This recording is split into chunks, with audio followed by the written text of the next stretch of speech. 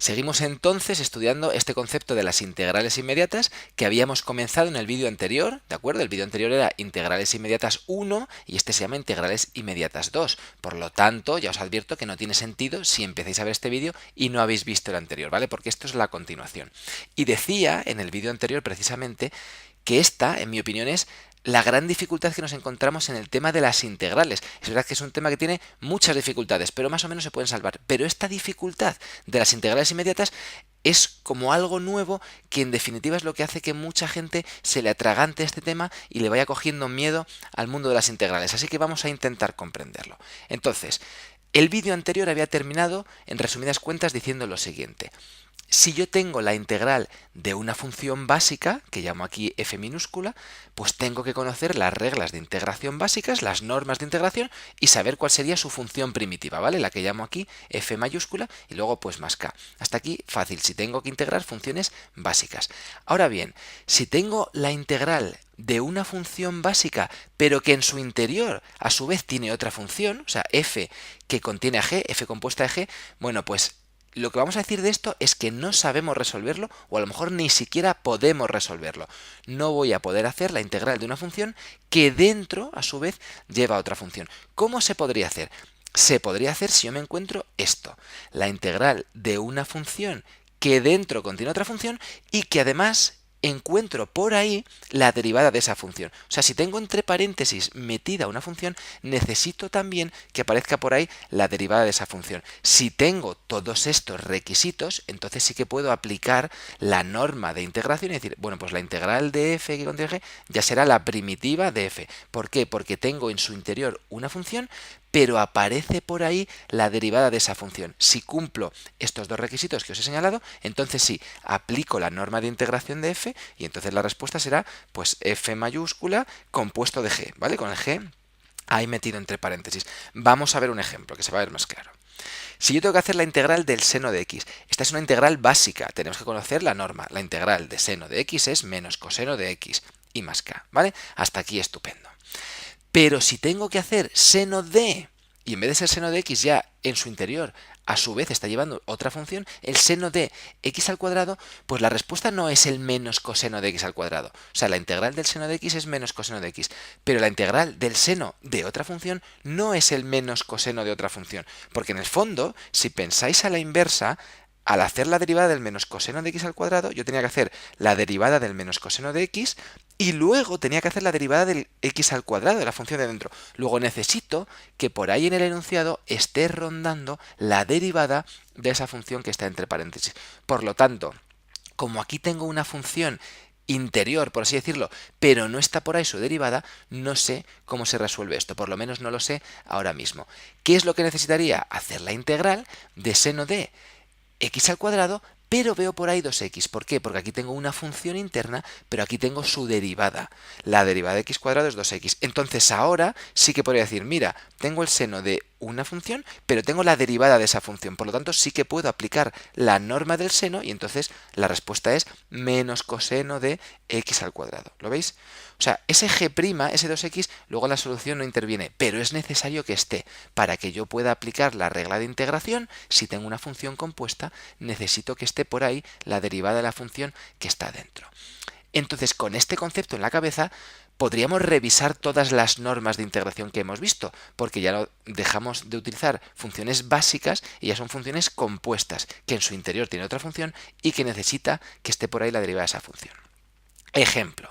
Yo tenía esta norma básica, que era la integral de x elevado a un número, por ejemplo m, era x elevado a m más 1 partido de m más 1. Por ejemplo, la integral de x al cuadrado era x elevado a 3 partido de 3, ¿vale? Y más k. Bueno, pues si en vez de x al cuadrado es cualquier función elevado a m, es necesario que ande por ahí la derivada. Si en vez de x elevado a m tengo una función elevado a m, podré aplicar esta misma norma siempre y cuando ande por ahí la derivada de esa función. Si veo una función, pero está por ahí la derivada, entonces tranquilamente aplico la norma y la integral es la función elevado a m más 1 partido de m más 1. Ejemplo, imaginaos que en vez de x al cuadrado me encuentro con seno de x al cuadrado. Entonces yo tengo la integral de seno de x al cuadrado y pienso, hombre, pues la solución debería ser seno de x al cubo partido de 3. Sí, pero solo puedo aplicar esa norma porque tengo aquí una función, pero anda por ahí la derivada de esa función. Si tengo una función, pero anda por ahí la derivada de esa función, entonces puedo aplicar la norma sin miedo y la integral de algo elevado al cuadrado, entonces sí, era algo elevado al cubo partido de 3, ¿vale? Y más k. ¿Lo veis? Puedo aplicar esta norma porque anda por ahí la derivada del seno de x, que es el coseno de x. A ver, más ejemplos.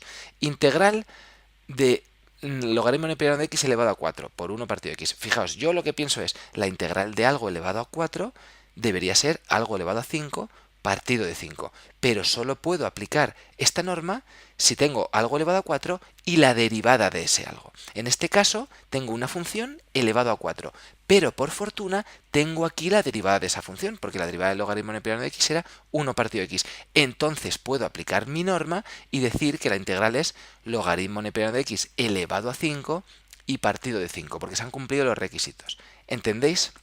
Por ejemplo, si me encuentro con la integral del seno de x elevado al cuadrado, pero no tengo por ahí la derivada del seno de x, tengo una función, pero me falta el g'. No puedo decir que eso es seno de x al cubo partido de 3. Esta no la sé resolver. Y lo mismo si me encuentro con la integral del logaritmo neperiano de x elevado a 4. Me gustaría decir, pues es logaritmo neperiano de x elevado a 5 partido de 5. Ya, pero no puedo porque tengo una función, pero no anda por ahí su derivada. Luego, cada vez que veáis una función ahí metida dentro de paréntesis, tiene que aparecer por ahí su derivada. Esta tampoco la sabría resolver. Otra función que vamos a ver en este vídeo, y ya las demás las vemos en el siguiente vídeo. La integral básica de 1 partido de x, la tenemos que conocer. La integral de 1 partido de x era logaritmo neperiano de x y más k. Vale, pues si en vez de 1 partido de x me encuentro con 1 partido de una función, no pasa nada siempre y cuando ande por ahí la derivada de esa función.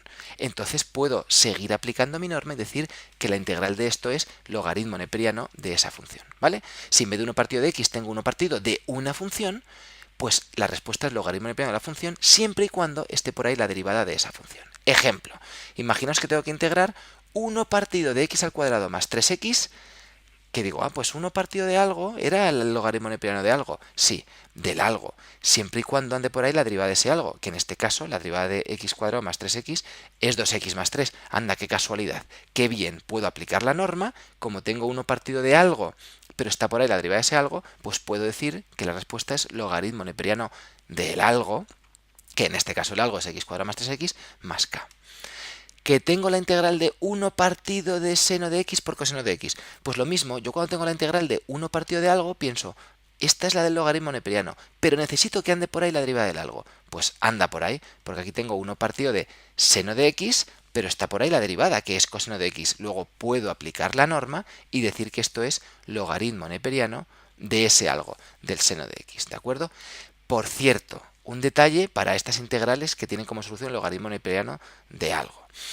Este coseno de x que veis aquí, lo normal es que esté aquí arriba, ¿vale? No nos lo van a colocar tan fácil, no van a poner 1 partido de algo por la derivada del algo. Seguramente la derivada del algo esté aquí arriba y lo que vea es coseno de x partido seno de x. Pero andaros con ojo, cada vez que veis una fracción, fijaos a ver si lo de arriba es la derivada de lo de abajo, porque entonces en definitiva es una función que es logaritmo neperiano.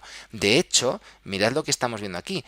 ¿A que seno de x partido coseno de x es tangente de x? Pues coseno de x partido seno de x es cotangente de x, de manera que acabamos de deducir la integral de la cotangente, que es logaritmo neperiano de seno de x, ¿vale? Bueno, volviendo un poco arriba, lo mismo. Este 2x más 3 no os lo van a separar para que la integral se vea tan clarita. Normalmente estará aquí arriba. Pero insisto, si veis una fracción, fijaos a ver si lo de arriba es la derivada de lo de abajo. Y entonces la respuesta es logaritmo neperiano de lo de abajo. Y por lo tanto ya, para completar este vídeo, me voy aquí a la función y os digo lo mismo.